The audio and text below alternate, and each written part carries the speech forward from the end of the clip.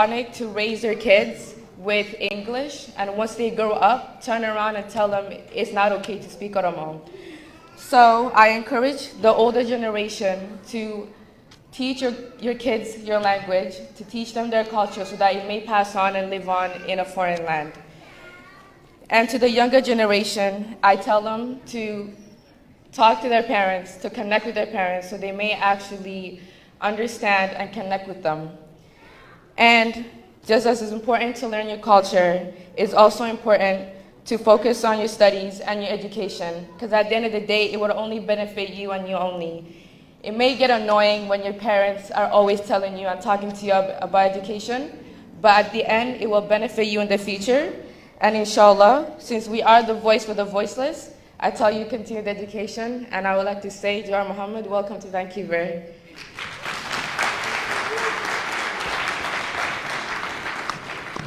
Hamile kanaaf dhaloota Oromoo ifdiraaf biyya kana keessa jiraatu ijoollee asii barattee waan taateef ammallee hamilee isaan barbaachisaa hamilee kanaaf hedduu galatooma. Kanaaf ni beekna isin cuftunuu haasaa Jawar Muhammad eegeef hedduu yaadne jira waan ta'eef ammallee sagantaan keenya akkuma itti fufetti jira. Sagantaa xiqqashoon nu hafee san booda gama Jawar isin deebisne jechuudha gama bulloo.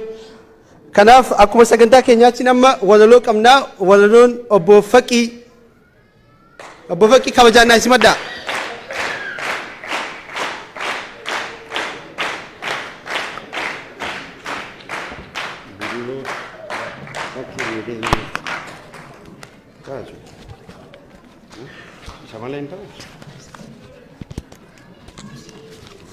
Jirtu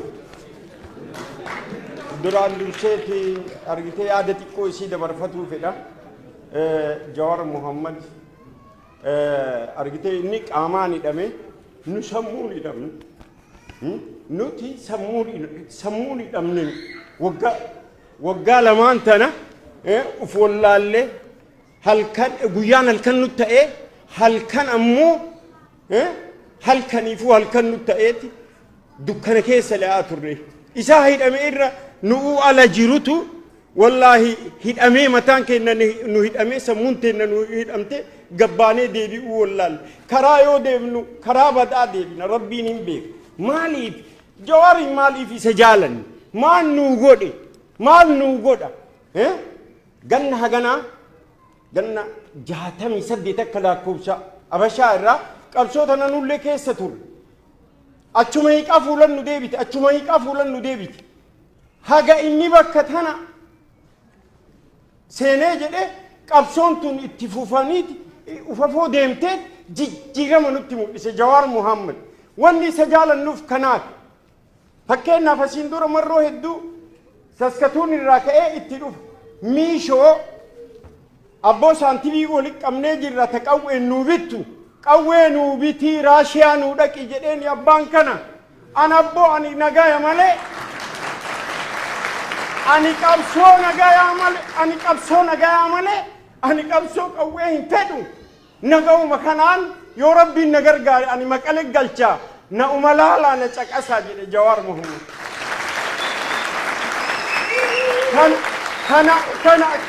Kanaaf isaa boon nagaraan kenna nu dadhabee kanaaf isaa boon wanni isaa boonnuuf kanaaf isaa boon akkas maqale galche eentu Oromoo ani ganna dheera ganna haganaa keessa jira yoo Allahu alam Isaa Bashir yoo isa ta'e malee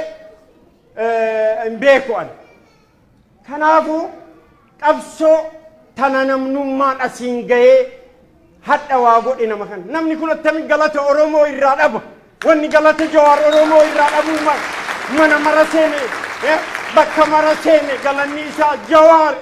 attamitti argitee galata ilma Oromoo irraa dhaba mara keen irraa qaba ilma intala teen irraa qaba Jawar Muhammad.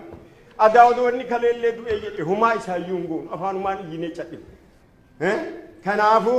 itti deebi'eeti hin fixadhaa itti nan deebisan yookaan madraki haguma inni dhufe kana waa'ee alaabaa irratti hin kassasan waa'ee argitee deebi'iiti waraana maal goote jedhaniin deebi'anii ammallee argitee waamicha silaa isa waggaa hagamii oosaa san keessa ture akka ittiin hirmaanne godhan. Kanaafu maaltu fidi maaltu kana gahe galata oolee malee namichi kun guyyaa takka gadoo eenyu oole Oromoo miti Oromiyaa miti Amaaraafuu galata oole Jawaar Muhammad Itoophiyaa saniifuu galata oole akka jiraatu si godhe dhiifama walaloo deebi'aa tuunillee asuma keessa jirtii hin dhageettan.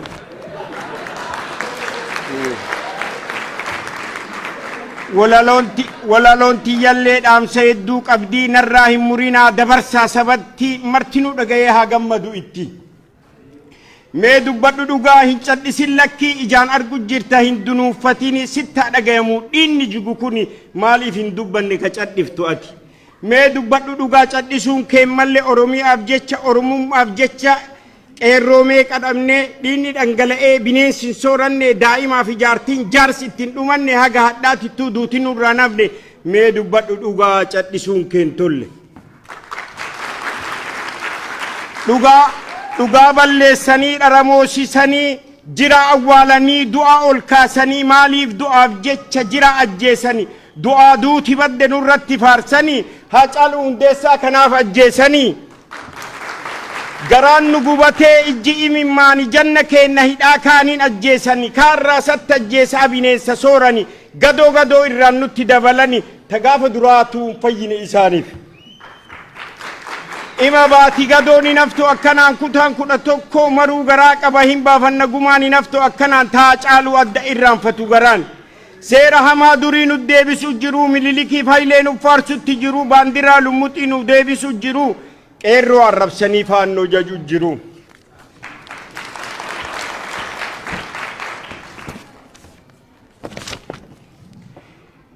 Dhiinni dhangala'ee yaa'e akka bishaanii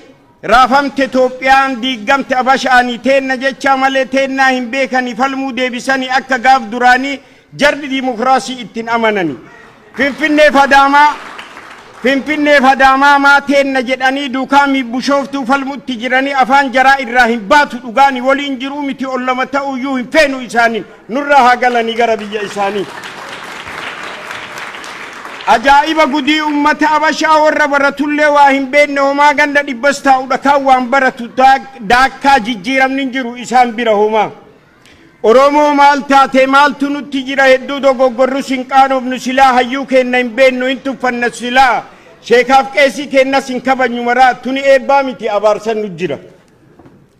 Tokkummaa hin qabnu waliin beennu silaa guddinaan dhaadanna bu'aan finne homaa bilisummaa dinnee jaalanna gabrummaa Tigre ma irraayyuu waa baranna silaa jara qe'ee tokkoon sochoofte Itoophiyaa meelaali tokkummaa akka qabdu bu'aa. Dhiiga Oromootii naga yoom taphannaa yoo carraa argannus wal harkatti qabnaa ufumaa deebinee waliin garagallaa maaliif waan baranne hamtuu tarte irra.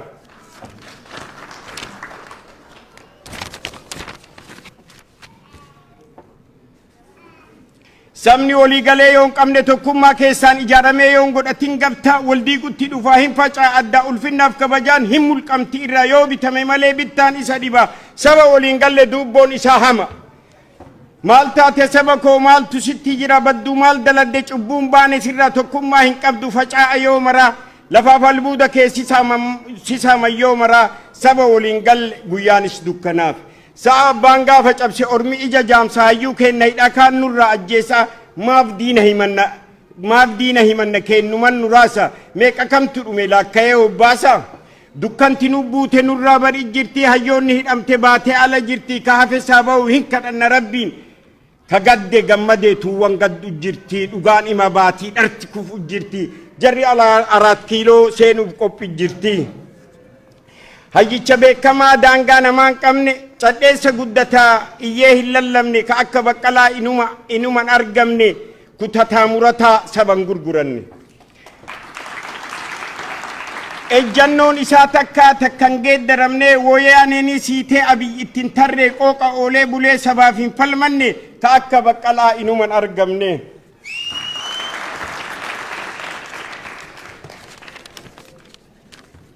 Bullootti tara jaran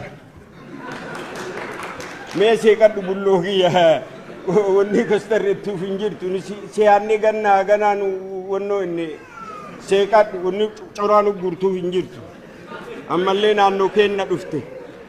bulloo kiyya hiitee ballaan ija hin qabne jawaar warqiif hin quumeer kuriin argamne yoo galataa malee gadoo hin dalanne barbaadeetiin dhabe kama daaluun garreen kafaarfame rabbii hin faarsa jawaarii isa sabaaf jecha kenne lubbuu qaalii deengaddaati dhamnaan argine waa maraa madaalli hin qabdu caalaa nama maraati ka madaalli hin qabne filatamaa namaa hayyicha beekamaa qara bitaa mirgaa tajirtullee himee ta dhuftus dubbataa siin madaala jedhee soqee dhabe namaa jaalattus jibbitus namni biyyattii san du'aa kaasu sima seenaan kan kee guddaa himee iman fidhee qalamni nuun gayu osoo katabelle amatuma lama wayyaaneen buqqifne firaasha afattee oofisatti hin galle halkanii fi guyyaa gursaa ittiin bulle oromiyaa miti Itoophiyaa fi nifne hadda argu jiran gaafsanii nu banne dhiifame isinii dheeressi ammoo dhaamsa qabdii fi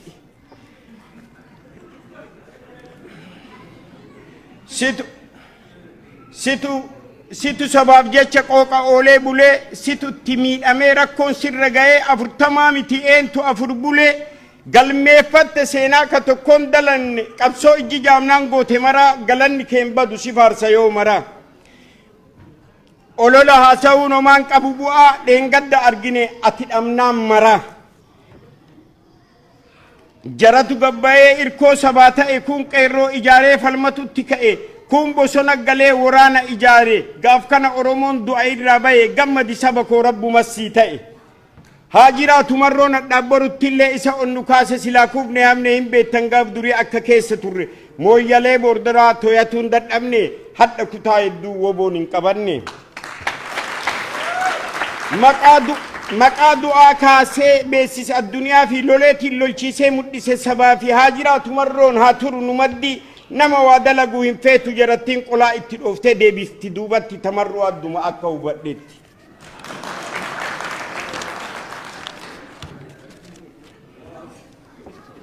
dhaabaaf saba hedduu hin seeninaa lakka summii facaaftanii hin qoodinaa addaan walitti buuftanii hin diiginaa addaan kaan ufi qabdanii kaan achi qabdanii balleessinaa maqaa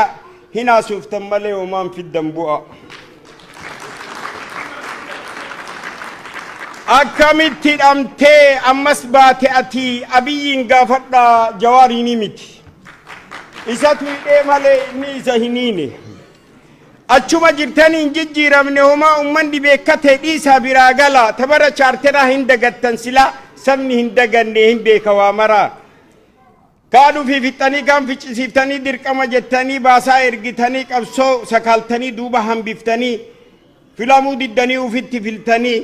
booddee salphinnumaan biyyarraa baatanii madaa qoqqottanii sabattiin kaasinaa irraa quunciftanii ufin salphisinaa kaafaa of abaa'oo walitti hin buusinaa diiggaa barattan kaan nutti hin deebisina oromoon ifate bilisummaa fedha biyyee nun naxxanii lafan nu rartanii baafannee baafadhaa yoomiin nun jettanii nurraa hin baqannee roophilaa kortanii siifite nan isi irra walii tarraan maan nu seetan gowwaa hin beenna waa maraa hin daganne takkaa bilisummaaf jecha liqimsine hadhaa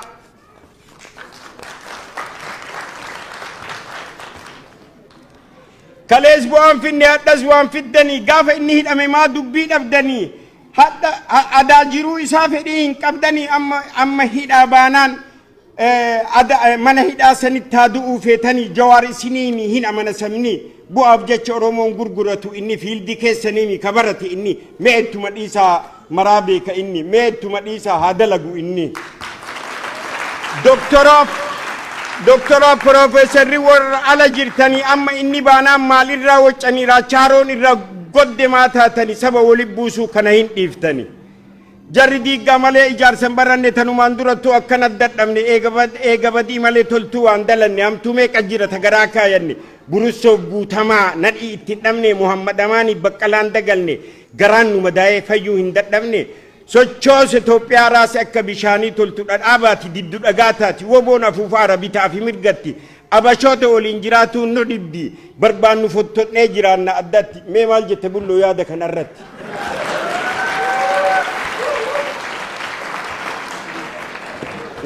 xiqqoo isii fixe wanni tun bee dhaamsa malee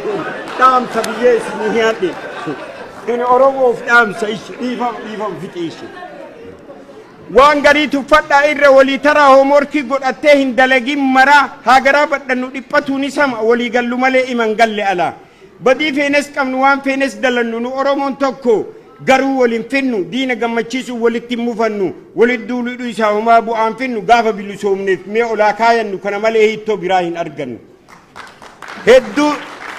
hedduu sisimatee oromoon alatti hedduu itti gammanne arginee laalleetiin jaalalti ummataa hedduu si guddifti hin ganin saba kee haga dhumaatitti ammoo gantee jennaan karasiyaan bifti jiruuf jireenyi kee saba keetiin tolti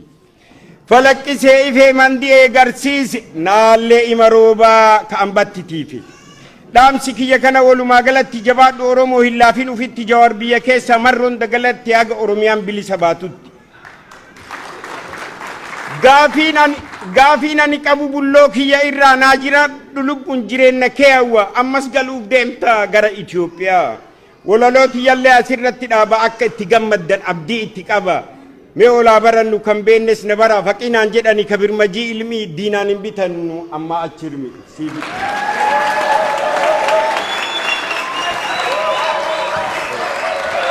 galatoomi jennaan galatoomi hamilee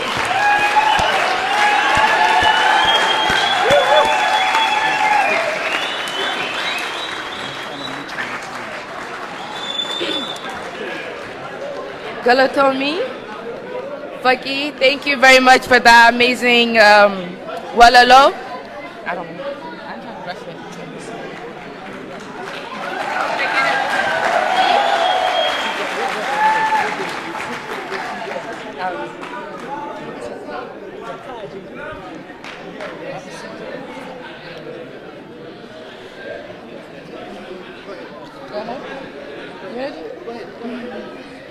Thank you, Faki. That was an amazing wallaaloo by him.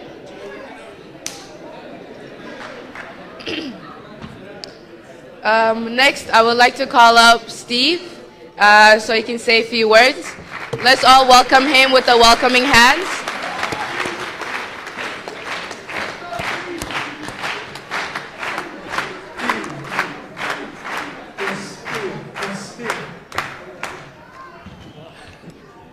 Akkam jirta?